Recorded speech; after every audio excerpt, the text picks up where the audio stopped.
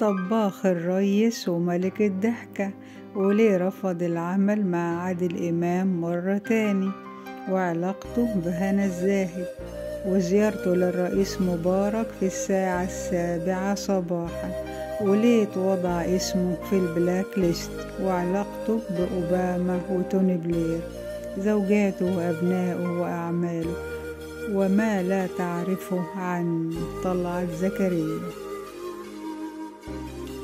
الاسم طلعت زكريا محمد يوسف، مواليد اسكندرية في 18 ديسمبر 1960، وتوفى في 8 أكتوبر 2019 عن عمر 58 عام، وسبب الوفاة التهاب السحايا. وطلعت زكريا تخرج من قسم التمثيل والإخراج بالمعهد العالي للفنون المسرحية عام 1984، وبدأ مشواره الفني خلال مسرحية الشخص عام 1982، وقدم عدد من الأعمال التلفزيونية والمسرحية. وفي سبتمبر 2007 أصيب بالتهاب في أحد شرايين المخ، مما أدى إلى إصابته بغيبوبة، لكنه تعافى منها لاحقا، وحقق فيلم طباخ الريس إيرادات جيدة. متزوج وله من الأبناء عمر وأميمة. توفي في 8 أكتوبر 2019 نتيجة أزمة صحية، وكان عمره 59 عام. وطلعت زكريا كان من أكثر الفنانين معارضة لثورة 25 يناير، حيث اتهم الموجودين بميدان التحرير بأنهم شباب منحرفين يمارسوا الجنس الجماعي وبيشربوا المخدرات. وبعد نجاح الثورة المصرية بإنهاء نظام مبارك، قام نشطاء على مواقع الإنترنت بإنشاء قوائم عرفت باسم القائمة السوداء أو قائمة العار، وقاموا بإضافته لهذه القائمة نظرا لما قالوا على الثورة وشباب الثورة المصرية. وعن استدعاء مبارك لطباخ الريس في الساعة 7 صباحا قال: ومع دقات الساعة 7 صباحا دق الخط الساخن في منزل الفنان طلعت زكريا، فقام من نومه منزعج ورفع سماعة الهاتف في قلق متسائلا عن المتصل في هذا التوقيت المبكر. فجاءه رد مقتضب أزال كل آثار النعاس من عينيه وأيقظ كل حواسه. قالوا له ده رئاسة الجمهورية. وكانت في كواليس الاتصال الرئاسي اللي تلقاه الفنان طلعت زكريا، وبعدها ب3 ساعات وبالتحديد في 10 من صباح الحد 19 سبتمبر، كانت قدمه اليمنى تسبق دقات قلبه إلى داخل المكتب الرئاسي ليمضي مع الرئيس مبارك لقاء منفردا استمر 2.25 ساعة، وهو الأمر اللي أثار دهشة الكثيرين واستنكار البعض. لكن طلعت زكريا أكد للعربية نت أن لقاءه بالرئيس كان لفتة طيبة، وإبرارا بالوعد اللي قطعه الرئيس على نفسه في اتصال بالفنان أثناء محنته المرضية قبل 3 أعوام. وعن شعوره لحظة تلقي الاتصال الرئاسي، نفى زكريا تسرب أي ذرة شك لقلبه في أن الاتصال من رئاسة الجمهورية حقا مؤكد، وقال: كنت واثق بأن الرئيس سيفي بوعده على الرغم من كثرة انشغالاته. وفي هذا أكبر رد على المندهشين والمستنكرين لتفضل الرئيس بالجلوس مع شخصي الضعيف 2.25 ساعة. وعن مشاعره لحظة دخوله للرئيس وضح وقال: كانت دقات قلبي تتصاعد بقوة، إلى أن الحفاوة والبساطة التي صافحني بها الرئيس أزالت من قلبي كل رهبة، خاصة حينما دعبني الرئيس قائلا: مرحبا بطباخ الرئيس. وحول سبب جلوسه أمام الرئيس دون أن يسند ظهره للكرسي، وهل ده كان يعني بسبب خوفه، أكد وقال إن كان الأمر عفوي من جانبي ولم يكن ناتجا عن خوف أبدا، إنما عن احترامي الشديد للرئيس اللي بعتبره أخا أكبر لي. وهذا ما عبرت عنه لحظة دخولي. أول ما دخلت قلت له علي الطلاق، أنا بحبك يا ريس. قلتها بعفوية شديدة لا مجال للتصنع فيها، لا سيما أن مبارك يمتلك من الحنكة ما يمكنه من التمييز بين المشاعر الصادقة أو المنافقة. ووضح قال خلال حديثه مع الرئيس تطرق إلى مواضيع مختلفة منها ما يختص بالأسرة الفنية، وأكد الرئيس تقديره لدور الفنانين المصريين.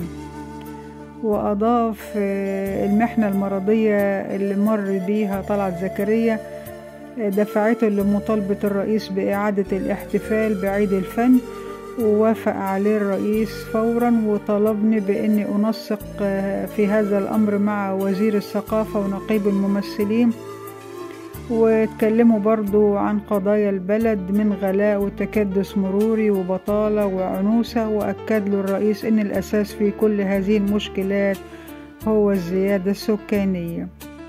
وكما أن طلعت زكريا تلقى مباركة الرئيس مبارك على أحداث الجزء الثاني من فيلم طباخ الريس، واعتبر زكريا أن مباركة الرئيس أكبر حماية له من تعنت جهاز الرقابة على المصنفات الفنية اللي كتير بتتدخل لقص مشاهد قد تحمل انتقادات لاذعة للحكومة.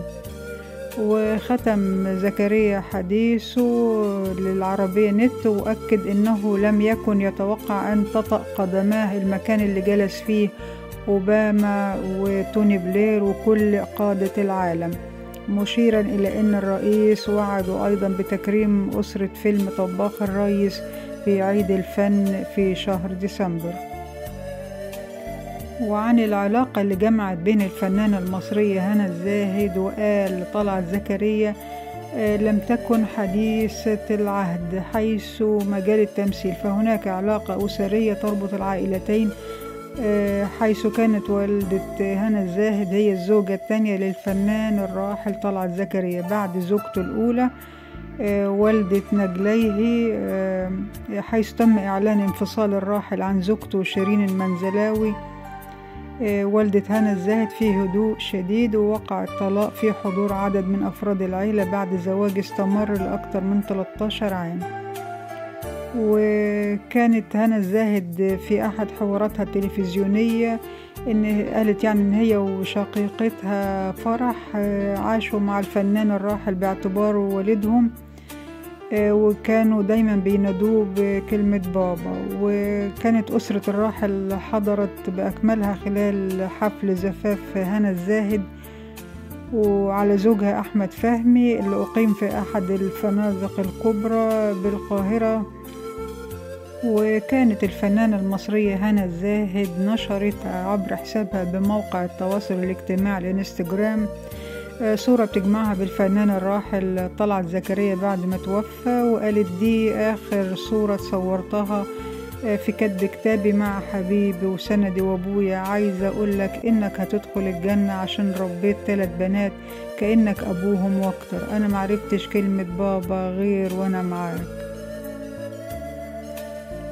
أما عن سبب رفض طلعت زكريا التعاون مع عادل إمام، قدم الفنان عادل إمام مسلسل العراف في شهر رمضان، واختار طلعت زكريا يشاركه بدور في العمل ده، لكن بعد عرض المسلسل فاجئ طلعت زكريا المشاهدين بإعلانه إنه مش هيتعاون مع عادل إمام مرة أخرى. وده شكل صدمة للجمهور المصري والعربي اللي اعتاد على فكرة إن جميع العاملين في مجال الفن بيرغبون بالتعاون مع الزعيم.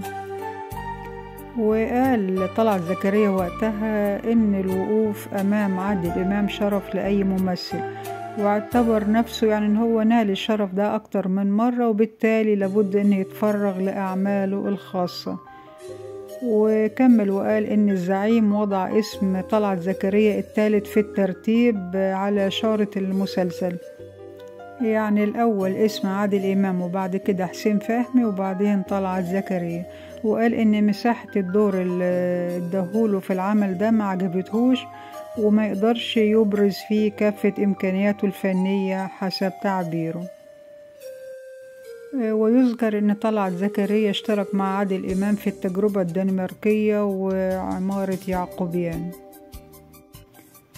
وأضاف طلعت زكريا وقال: النجوم يشعرون أن كرسي النجومية زي كرسي الحاكم، وبالتالي هناك خوف من اقتراب أحد من هذا الكرسي. وعن أفلام طلعت زكريا: التجربة الدنماركية، وغبي منه فيه، وعوكل، وطباخ الريس، شجيع السيما، الأجندة الحمراء، وغيرهم. وعن المسلسلات: على الأصل دور، والحرافيش، ومن غير ميعاد، ومبروك جالك قلق، وميراث الريح، وغيرهم. وعن المسرحيات: بهلول في اسطنبول، وكحيون، ربح المليون، وفارس وبني خيبان، والفك المفترس، وسكر هانم، والبعبع، وغيرهم. وقدم في الرسوم المتحركة سلطان، ومبروك، وجميلة، وعويضة، تايتانيك، وبرامج زي اديني عقلك، ومسلسلات إذاعية زي حاجة تجنن، وفوازير زي حلم ولا علم. فنان جميل ومتميز، ربنا يرحمه. وشكرا حبايبي حسن المتابعة، مع السلامة.